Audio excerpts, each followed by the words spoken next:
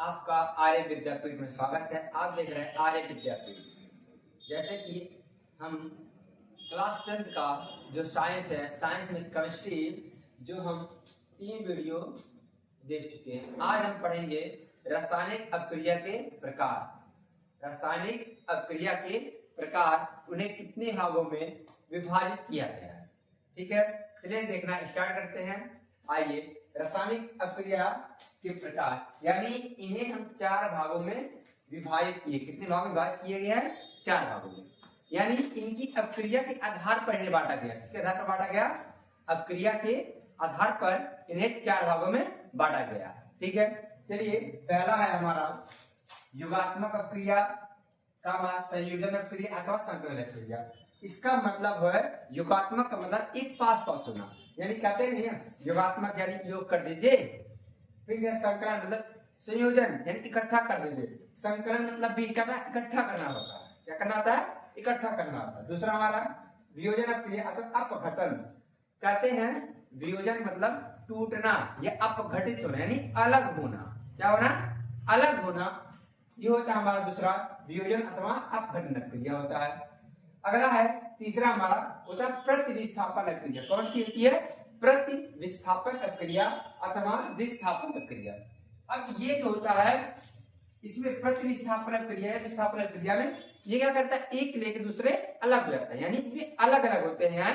ठीक है, होता है द्रव्य विस्थापन में। ठीक है, चौथा हमारा है द्रव्य विस्थापन में। चलिए हम एक एक करके आप स्टार्ट करते हैं।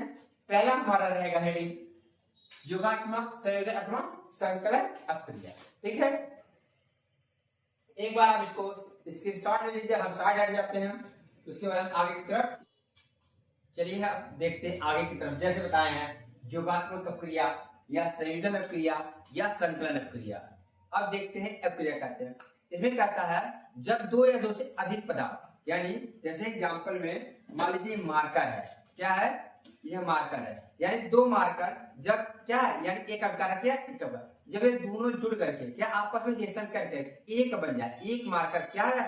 कोई एक पदार्थ का निर्माण करे, यानी जुड़ करके दोनों कोई एक पदार्थ का निर्माण करे।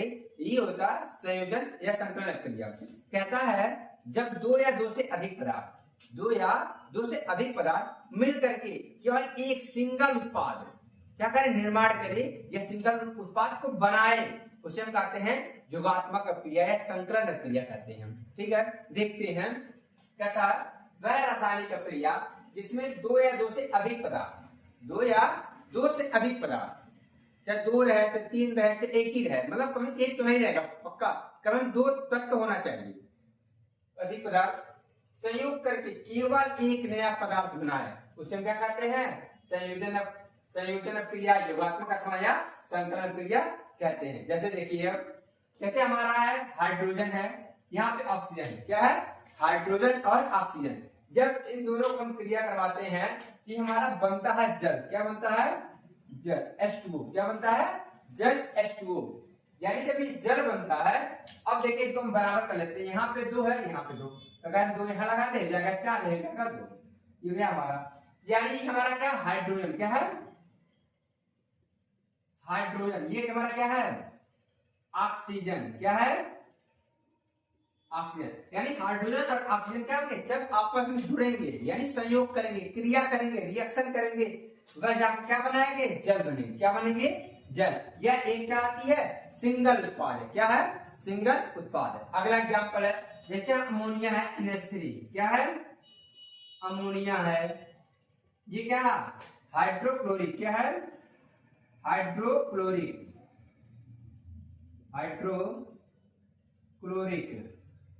जब अमोनिया और हाइड्रोक्लोरिक क्या करेगा? दोनों आपस में रिएक्शन करेंगे। क्या करेंगे? रिएक्शन करेंगे या क्रिया करेंगे, तो बनेगा हमारा NH4Cl। क्या बनेगा? NH4Cl, यानी सोडियम हाइड्रोक्लोराइड। क्या बनेगा? Ammonia chloride. क्या बनेगा? Ammonia chloride. इसका नाम हो जाएगा अमोनिया या अमोनियम। क्या है? Ammonia chloride. क्या जाएगा? Ammonia chloride. क्या जाएगा? Ammonia chloride. या ऐसे अमोनियम भी कहते हैं। क्या कहते हैं? अमोनियम क्लोराइड कहते हैं। क्या कहते हैं? अमोनियम क्लोराइड कहते हैं। इसी तरह हम ये हमारा सल्फर है, ऑक्सीजन है, क्या है सल्फर और ऑक्सीजन। जब इसका हम क्रिया करवाएंगे ये हमारा क्या बनेगा, ये हमारा बनेगा सल्फर डाइऑक्साइड यानी SO2। क्या बनेगा SO2 यानी सल्फर डाइऑक्साइड। क्या जाएगा सल्फर डाइऑक्साइड। क्या जाएगा सल्फर डाइऑक्साइड बनेगा। ठीक है, इसी प्रकार आगे आप देखते हैं दूसरा यानी पहला हमारा योगात्मक। योगात्मक में जब दो अपकारक आपस में जुड़ करके एक सिंगल उत्पाद बनाता है, क्या बनाता है एक सिंगल उत्पाद बनाता है, उसे हम कहते हैं योगात्मक या संकलन अपक्रिया कहते हैं। ठीक है, एग्जाम्पल में देख लिए ये हमारा हो गया हाइड्रोजन और ऑक्सीजन मिलकर के एक सिंगल उत्पाद को जल बना रहा। उसी प्रकार अमोनिया और हाइड्रोक्लोरिक मिलकर के हमारा अमोनियम और क्या क्लोराइड बना रहा। इसी प्रकार सल्फर और ऑक्सीजन मिलकर के हमारा सल्फर डाइऑक्साइड बन रहा है। केवल एक सिंगल उत्पाद देखिए आ रहा, ये आ गया हमारा योगात्मक अपक्रिया। ठीक है, अब दूसरा नंबर देखते हैं।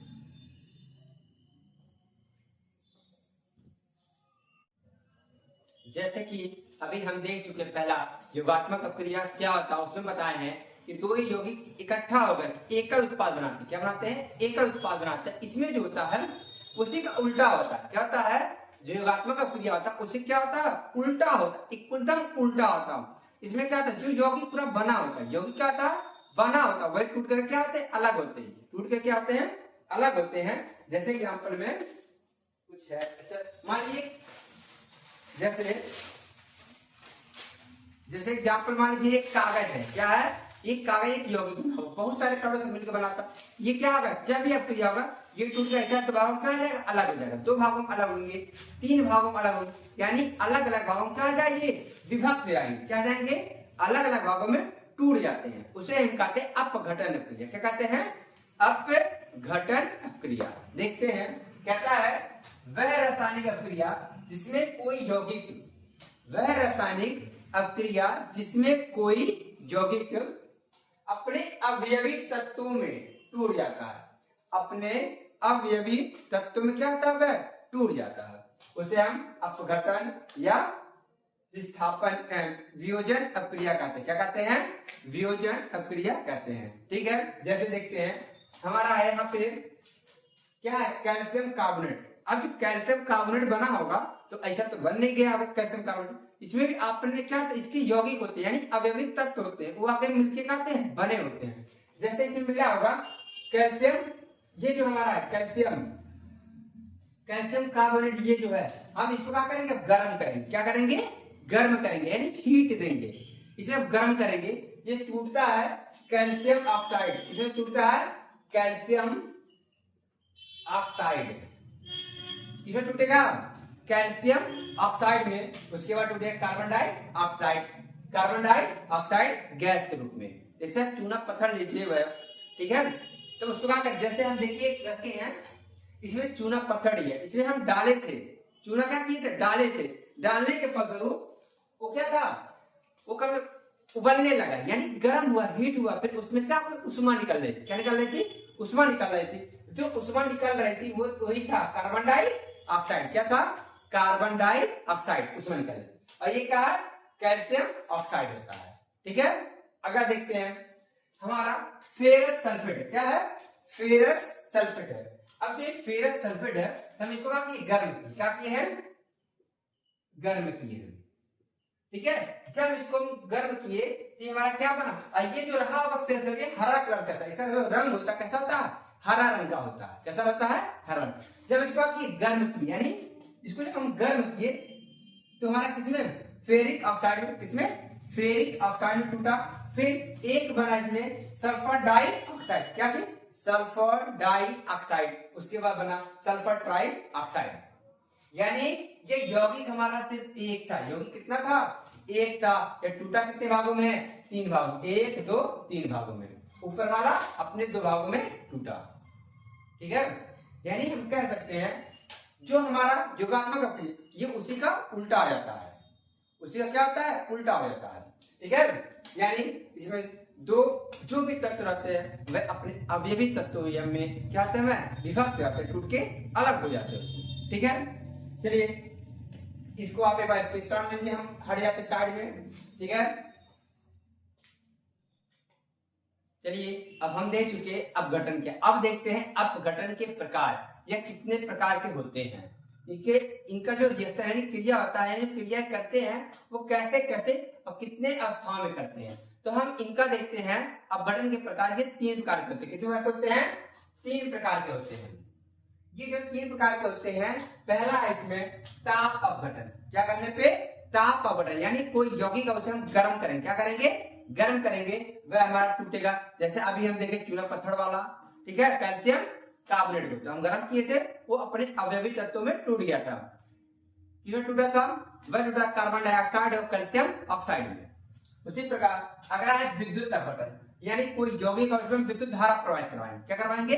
विद्युत धारा प्रवाहित करवाएंगे, तो अपने यौगिकों में क्या होगा? वह भी टूट जाएगा। इसी प्रकार अगला है प्रकाश अपघटन। जो प्रकाश अपघटन है, यानी जब इसको कहाँ रखेंगे? प्रकाश में रखेंगे, सूर्य के प्रकाश में रखेंगे, वो उसमें क्या आ जाएगा? विभक्त हो जाएगा। क्या? विद्युत अपघटन। सॉरी, गलत उठा गया था, ठीक है। अब ये जो हमारा विद्युत अपघटन है, ठीक है, ये इसको एक बार आप स्क्रीनशॉट ले लीजिए, हम स्टार्ट हो जाते हैं, फिर आगे की तरह हम स्टार्ट करते हैं।